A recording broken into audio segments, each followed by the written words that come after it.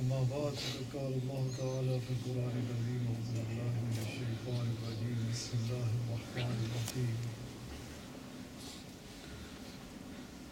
ورفعنا لك ذكرك صدق الله وصدق رسوله النبي الكريم ونحن على ذلك من الشاهدين والشاكرين والحمد لله رب العالمين.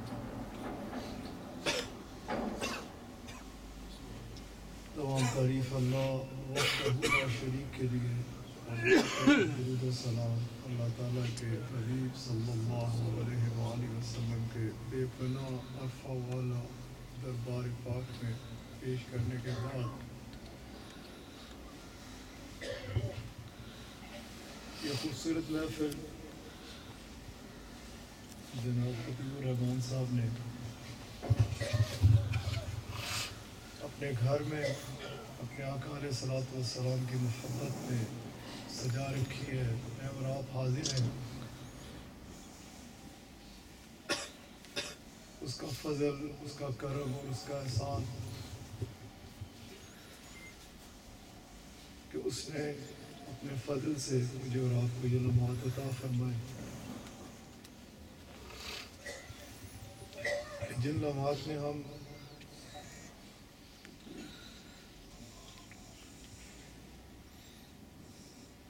اپنے آقا صلی اللہ علیہ وآلہ وسلم کا خوبصورت ذکر پاک سن رہے ہیں، کر رہے ہیں، یہی لمحات ہمارے اپنے ہیں، انہی لمحات پہ ہم فخر کر سکتے ہیں اور انہی لمحات کے بارے میں ہم بلا شک و شبہ کہہ سکتے ہیں کہ یہی وہ لمحات ہیں جن میں ہمارا مقدر اپنے عروج پہ ہوتا ہے۔ سبحان اللہ، اللہ اللہ، خوبصورت ذکر پاک آپ سنتے رہے، ٹائم نہیں مگر نہ بھی بہت سارے دوست خالد صاحب کو بھی کہتے کہ حاضری لگائیں، راجہ منظور صاحب، ہر بندہ، اور بڑی خوشی ہے، سب سے زیادہ خوشی ہوتی ہے اس بات پہ کہ جو آپ موجود ہے، جو کھڑا ہوا، جسے آپ نے دیکھا، اپنے آقا کی محبت میں بات کی، اپنے آقا علیہ الصلوۃ والسلام کا ذکر کیا۔ اور میرے پیارے دوستو، یقینی طور پہ جیسے میں نے پہلے کہا پھر کہوں گا، اس پر ہم اپنے رب کا جس قدر شکر ادا کریں کم ہے، جس قدر شکر ادا کریں کم ہے اللہ اللہ، کہ آقا علیہ الصلوۃ والسلام کی محبت، اس کا ملنا کائنات میں اس سے بڑھ کر کچھ ہو نہیں سکتا۔ قبلہ شاہ صاحب اکثر و بیشتر ان کے خوبصورت اشعار ہوتے ہیں کہ میں وہ ہوں جسے رسول اللہ صلی اللہ علیہ وآلہ وسلم مل گئے، جب آپ مل گئے تو پھر میرے آگے کسی چیز کی کوئی وقت نہیں ہے، کوئی حیثیت نہیں ہے۔ قبلہ شاہ صاحب مدینہ پاک کے خوبصورت دربار پاک کا ذکر کر رہے تھے، ادھر گزارے ہوئے لمحات اور ادھر سے آنے کے بعد کی کیفیات کا ذکر فرما رہے تھے، اور پھر اسی پاک دربار کا ذکر کر رہے تھے حسان صاحب۔ بس ادھر پڑے رہو، جو ادھر سے پا سکتے ہو کہیں اور سے پا نہیں سکتے۔ سبحان اللہ، اور حقیقت یہ ہے کہ آقا علیہ الصلوۃ والسلام، آپ علیہ الصلوۃ والسلام کے دربار پاک کی طرف جب بندے کی نگاہ جاتی ہے، پھر ہم کمزور لوگ کیسے اس پاک دربار کے بارے میں بات کر سکتے ہیں، ادھر کی عطاؤں کی بات کر سکتے ہیں کہ جس دربار پاک کے بارے میں آپ علیہ الصلوۃ والسلام آپ خود فرماتے ہیں، اللہ تعالیٰ فرماتا ہے کہ کثرتیں عطا فرما رکھی ہیں، اور رسول اللہ صلی اللہ علیہ وآلہ وسلم فرماتے ہیں خزانے اس کے ہیں اور ملکیت میری ہے۔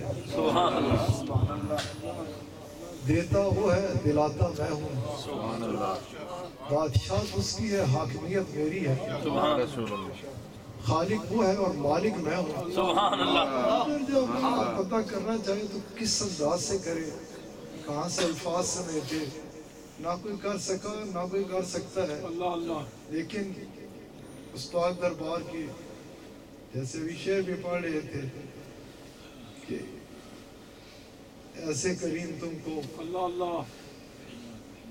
پھر نہ کہیں ملیں گے۔ سبحان اللہ سبحان اللہ۔ اتنے کریم، اتنے مہربان۔ اب کریم بھائی اب دیکھیے نا، ہر بندہ بات کر سکتا ہے کہ اپنے اپنے ظرف کے مطابق، اپنے اپنے اندازے کے مطابق بات کر سکتا ہے کہ وہ کتنا کریم ہے۔ کوئی کسی کے ساتھ معاملہ کرے گا تو وہ پھر اپنے معاملات کو دیکھتے ہوئے بات کرے گا کہ یہ ایسا کریم ہے۔ جتنا جتنا معاملہ ہے ویسے ویسے، اور جیسے جیسے معاملہ کیا جائے گا ویسے ہی۔ اب آقا علیہ الصلوۃ والسلام آپ وہ کریم ہیں، آپ وہ کریم ہیں، سبحان اللہ، اور آپ ہی وہ کریم ہیں۔ آپ وہ کریم ہیں اور آپ ہی وہ کریم ہیں۔ سبحان اللہ۔ میں بات اس موضوع پہ کر رہا ہوں کہ ہم کیسے بات کر سکتے ہیں، ہم کیسے اندازے لگا سکتے ہیں، ہمارے پاس کیسے ایسی سوچ آ سکتی ہے کہ ہم اس جہاں ساری سوچیں، جہاں سارے معاملات ختم ہوتے ہیں، وہاں سے تو آپ علیہ الصلوۃ والسلام کے کریمی کا دروازہ شروع ہوتا ہے، کہ عطائیں شروع ہوتی ہیں۔ آپ ہی وہ کریم ہیں۔ بڑے سے بڑے بندے کے ساتھ کوئی بڑا سے بڑا معاملہ کر دے نا، اگر کوئی ایسے ویسے کرے گا، وہ کہے گا یہ کیا، پھر کرے کوئی اس کے مطابق کرے تو پھر وہ سوچے گا کہ ہاں میرے ساتھ اس نے ایسا معاملہ کیا۔ آپ وہ کریم ہیں کہ جن کو اللہ کریم خود فرماتا ہے کہ یہ کریم ہے۔ آپ ہی وہ کریم ہیں۔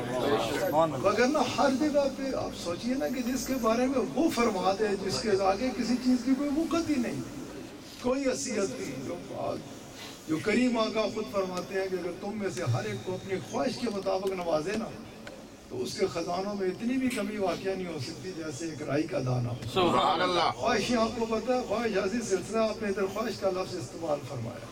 انسان خواہشات کے جنگل میں ایسے جکڑا ہوا ہوتا ہے کہ جب ایک خواہش پوری ہوتی ہے ساتھ ہی دوسری لگ جاتی ہے، جب دوسری تو تیسری، اسی اس میں چکر میں پڑا رہتا ہے۔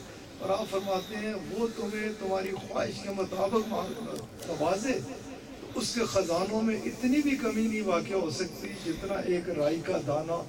وہ کریم جب آقا علیہ الصلوۃ والسلام کی ذکر فرماتا ہے تو فرماتا ہے یہ رسول کریم ہے وسلم۔ آپ کے کرم کی کیا بات ہے، نہ کوئی اندازہ لگا سکا، نہ کوئی لگا سکتا ہے۔ بس ہماری تو یہی خواہش ہونی چاہیے، جیسے قبلہ شاہ صاحب نے پڑھا، ہوا کو پیغام دیا کہ جب آپ کے ساتھ تعلق جڑا ہوا ہوتا ہے نا، آپ کی عطائیں ہوتی ہیں، آپ کا کرم ہوتا ہے، تو پھر بندہ ہر جگہ بھٹکتا ہوا یہی کہتا ہے کریم جب آپ نے نواز دیا آپ کو ہمیں کہاں سنبھال سکتا ہے، کہاں ہمارا دل لگ سکتا ہے۔ اب آپ سے پرے ہو کے تو پھر ایسے ہی ہے کہ نہ جیتوں میں ہے نہ مردوں میں ہے، بس آپ ہی اپنے کرم کے سائے میں رکھیں۔ بس میرے پیارے دوستو، اپنے کریم آقا کے ساتھ تعلق کو مضبوط رکھو، بہت پختہ رکھو۔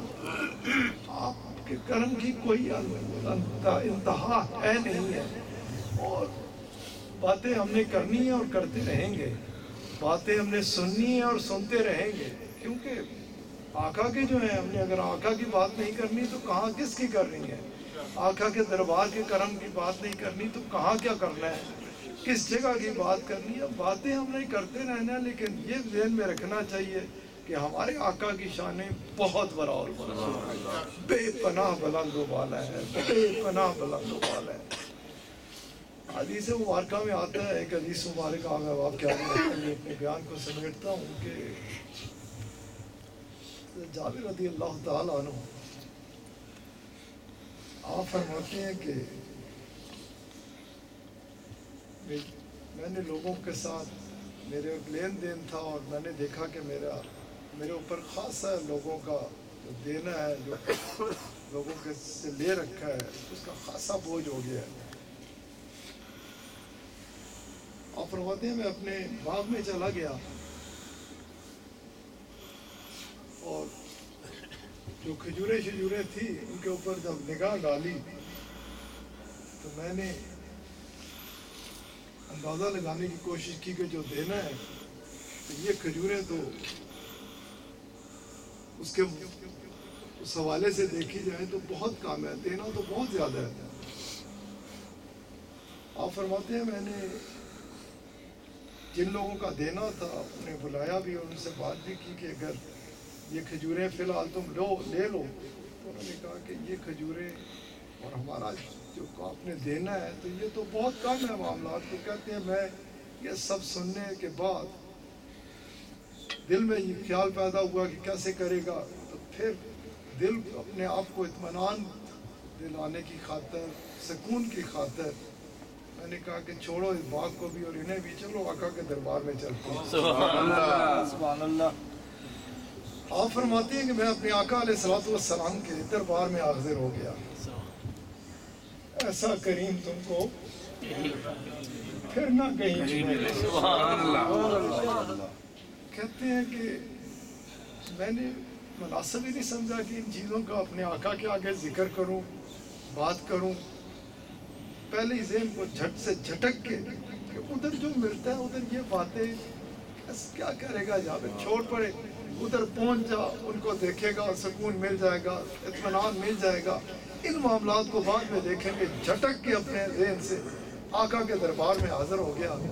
لیکن فرماتے ہیں وہ تو ایسے کریم ہے نا، سبحان اللہ، ایسے مہربان ہے، تو لاکھ جھٹک کے جا، وہ تو جانتے ہیں کہ تیرے دل سبحان اللہ، سے آیا کیا سوچتا ہوا آیا، کیا خیال لے کے آیا۔ یہ تو خیر تیری محبت ہے، عقیدت ہے کہ تو ان معاملات کو پرے کرتا ہوا میرے پاس آیا ہے، لیکن تو آیا کس کے پاس ہے؟ سبحان اللہ، تو پہنچ کدھر گیا؟ میں پہنچا، بیٹھا، کریم آقا نے فرمایا جابر کیا معاملہ ہے، کیوں پریشانی ہے، کس چیز کی فکر ہے، کن معاملات کی طرف سے آ رہے ہو؟ اب کہتے ہیں جب کریم آقا نے پوچھ لیا تو اب اس کے علاوہ کوئی چارہ نہ تھا کہ عرض کی کہ یا رسول اللہ صلی اللہ علیہ وسلم آپ سے کیا چیز چھپی ہوئی ہے؟ دنیا کے معاملات ہیں، ایسا لوگوں کا دینے دانے کا سلسلہ ہے، اب آپ نے پوچھ لیا تو عرض کر رہا ہوں کہ بس کھجوریں تھوڑی ہیں، دینا بہت کچھ ہے۔ رسول کریم شاہ العالم صلی اللہ علیہ وسلم حضرت جابر رضی اللہ تعالیٰ عنہ فرماتے ہیں کہ اس وقت حضرت ابوبکر صدیق رضی اللہ تعالیٰ عنہ، حضرت عمر رضی اللہ تعالیٰ عنہ آقا علیہ الصلوۃ والسلام کے پاس حاضر تھے جب میں حاضر ہوا اور یہ معاملہ ہوا۔ سبحان اللہ، آپ فرماتے ہیں کریم، ایسا کریم تم کو کہیں پھر نہ کہیں ملے گا۔ آپ فرماتے ہیں کہ کریم آقا نے جب میری یہ کہانی سنی تو حضرت ابوبکر صدیق رضی اللہ تعالیٰ عنہ اور حضرت عمر رضی اللہ تعالیٰ عنہ دونوں کو فرمایا کہ اٹھو چلو جابر کے باغ میں چلتے ہیں۔ سبحان اللہ، آپ فرماتے ہیں آپ نے مجھے حکم فرمایا چل، ساتھ انہیں بھی لیا اور چلتے ہوئے، سبحان خود چلتے ہوئے، خود چلتے ہوئے۔ پتہ ہی ہے نا آپ کو کریم تو ایسی شان والے ہیں کہ ادھر ہی اگر اٹھائیں مٹھی اور ڈال دیں تھیلے میں اور فرما دیں اب اسے کھولنا نہ کبھی اور کھاتا رہے اور کھلاتا رہے، بے شک، کھجوریں ختم ہونے والی نہیں، ادھر بیٹھے ہوئے نواز سکتے ہیں۔ لیکن کریم ہے نا، ایسا کریم تم کو نہ کہیں ملے گا۔ اللہ کا شکر ادا کیا کرو، شکر کہ اس نے ایسے کریم آقا عطا فرما رکھے ہیں کہ فرمانے لگے چل کدھر ہے باغ تیرا، دیکھتے ہیں۔ اور ساتھ حکم فرمایا حضرت ابوبکر صدیق رضی اللہ تعالیٰ عنہ کو اور حضرت عمر رضی اللہ تعالیٰ عنہ کو بھی کہ چلو ساتھ چلتے ہیں باغ دیکھتے ہیں۔ تشریف لے گئے، نظر کرم ڈالی باغ پہ اور فرمایا جابر یوں کر اب واپس بلا انہیں جو آئے تھے دیکھنے والے، اور انہیں کہو کہ لے آؤ مزدور بھی اور لے آؤ جو کچھ تمہارا دینا ہے حساب کتاب کر کے، اور آ کے کھجوریں اتارتے چلے جاؤ، کھجوریں اترواتا چلا جاؤ، انہیں کیا اٹھاتے چلے جاؤ۔ سبحان اللہ، حضرت جابر رضی اللہ تعالیٰ عنہ فرماتے ہیں جب آقا نے فرما دیا تو پھر میرے پاس کوئی دوسری بات سوچنے کی ضرورت نہیں تھی۔ میں نے کہا کہ آ جاؤ، میں کھجوریں تمہیں دوں گا جو کچھ تمہارا دینا ہے ادھر سے آ کے میرے سے لیتے چلے جاؤ. واقعی میں نے کھجوریں اتروانی شروع کی اور تقسیم کرانی شروع کی, دینی شروع کی جس کا جو دینا تھا. لوگ آتے گئے لے جاتے گئے, لوگ آتے گئے لے جاتے گئے, اور میں بھی کھلا ہاتھ رکھے کہ ہوں تول نہ شول چھڈو, جو لینے لے کے جانا لے جاندے. یہ دربار ہی پاک ایسا ہے. کہتے ہیں میں تو اپنے آقا کے تصور میں محبت میں گم ہوں, اور کھجوریں لے جانے والے لے جا رہے ہیں, اور جب سب لے گئے تو میں دیکھتا ہوں نہ درختوں پہ کام ہو رہے ہیں نہ ڈھیر کام ہو رہا ہے. درخت بھی بھرے ہوئے ہیں, ڈھیر بھی ویسے کے ویسے. کہتے ہیں اب میں دوڑا, کدھر دوڑا؟ اپنی آقا کے دربار کی طرف. میں جب پہنچا میں نے آقا کے آگے عرض کی کہ یا رسول اللہ صلی اللہ علیہ وآلہ وسلم, میرا باپ آپ پہ قربان, میری ماں آپ پہ قربان, میں نے سب کا قرض ادا کر دیا لیکن باغ بھرا ہوا ہے, ادھر بہت کچھ ہے. اس وقت جو آپ نے فرمایا نا, یہ جیسی نادیاں نا, جب ایسی باتیں ہوتی ہیں, نعرہ تکبیر, اللہ اکبر, نعرہ رسالت, یا رسول اللہ. اس وقت رسول اللہ صلی اللہ علیہ وآلہ وسلم آپ علیہ السلام نے کیا فرمایا؟ آپ علیہ السلام نے یہی جو ہمارے نعرے لگتے ہیں نا, جو ہم لگاتے ہیں, یہ اسی پاک دربار کی عطا ہے. السلام نے ابو ہریرہ حضرت جابر رضی اللہ تعالیٰ عنہ کو خطاب فرما کے فرمایا کہ اے جابر جان لے کہ میں اللہ کا رسول ہوں. جان لے میں اللہ کا رسول ہوں علیہ وآلہ وسلم. اور آپ فرمایا کہ اب جا کے یہ بات حضرت ابو بکر صدیق رضی اللہ تعالیٰ عنہ اور حضرت عمر رضی اللہ تعالیٰ عنہ تک جا کے پہنچا کہ جس باغ میں ابھی آقا لے کے گئے تھے نا, جا چکے تھے حضرت ابو بکر اور حضرت عمر رضی اللہ تعالیٰ عنہ اس وقت موجود نہیں تھے. رسول اللہ صلی اللہ علیہ وآلہ وسلم آپ خود فرماتے ہیں کہ جا کے پہلے انہیں خبر دے کہ یہ معاملہ ہوا ہے. اس انداز سے بات ہوئی ہے. حضرت جابر رضی اللہ تعالیٰ عنہ فرماتے ہیں یا دونوں کے پاس پہنچا اور میں نے جا کے خبر دی, اور حضرت جابر رضی اللہ تعالیٰ عنہ فرماتے ہیں کہ جب میں نے انہیں یہ خبر دی تو انہوں نے میری طرف دیکھا اور فرمانے لگے جابر تجھے اس کے بعد اس میں کوئی شک تھا؟ ہمیں خبر تھی رسول اللہ گئے اسی لیے, علیہ السلام تشریف اس لیے کہ تجھے نواز دیا. ہمیں پتا تھا. رسول اللہ نے فرمایا جاؤ میرے غلاموں کو جا کے اس چیز کی خبر دو. جب جابر رضی اللہ تعالیٰ عنہ جا کے خبر دیتی ہیں تو غلام کیا عرض کرتے ہیں, غلام آگے سے کیا فرماتے ہیں دربار پاک میں عرض کرتے ہوئے, اور ادھر فرمان جو جاری فرماتے ہیں ہمیں تو پتہ ہے, ہمیں تو اس چیز کی خبر تھی, تیرا کام بن گیا, معاملات آسان ہو گئے. جابر رضی اللہ تعالیٰ عنہ اس کے بعد رسول اللہ صلی اللہ علیہ وآلہ وسلم آپ علیہ السلام نے فرمایا کہ جائیے اب آپ خود بھی لے لیجئے کھجوریں, جتنی اٹھانا چاہتے ہیں اٹھا لیں, اپنے بال بچوں کو دیں, کاروبار کریں. ایسا کریم تم کو نہ کہیں ملے گا, بیٹھے رہو گداؤ سرکار کی. اپنا رشتہ اپنے آقا کے ساتھ مضبوطی کے ساتھ قائم رکھو, بہت مضبوطی کے ساتھ. رسول اللہ صلی اللہ علیہ وآلہ وسلم آپ کے دربار پاک سے جو ملتا ہے کہیں سے مل نہیں سکتا. آپ جو دیتے ہیں کوئی دے نہیں سکتا. آپ کے دربار پاک میں جو ہے وہ کہیں اور ہے نہیں. بس اپنا تعلق, اپنا رشتہ اپنے آقا صلی اللہ علیہ وآلہ وسلم کے ساتھ مضبوط رکھو. ابھی خطیب صاحب نے ایک بات کی, مجھے ابھی کی حاضری یاد آ گئی. یہ فرما رہے تھے کہ اذان صاحب بارے کے اوپر اشارہ کر کے بڑا کرنٹ ہے. یہ ابھی جب میرے ساتھ ابھی جب ہم حاضر تھے, جب مکہ پاک چلے گئے تو روز مجھے کہتے ہیں مجھے واپس جانا ہے مدینہ پاک.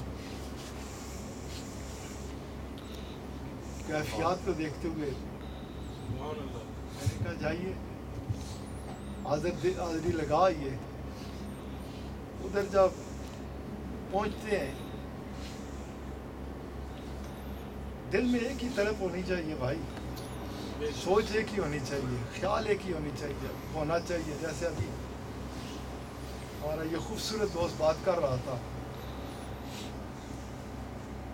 کہ آقا کی یاد، آقا علیہ الصلوۃ والسلام کا تصور، آقا علیہ الصلوۃ والسلام کے ساتھ محبت. جب آقا علیہ الصلوۃ والسلام مل جائے نا تو پھر باقی چیزیں جیسے قبلہ شاہ صاحب کے اکثر اشعار ہوتے ہیں ان کی کوئی وقت ہی نظر نہیں آتی. یہ بھی جو پیش ہوئے کہتے ہیں میں بس آیا تھا پھر گیا بھی، اور دل میں خواہش ہے کہ آقا علیہ الصلوۃ والسلام آپ مجھ سے راضی تو ہیں نا، سبحان اللہ.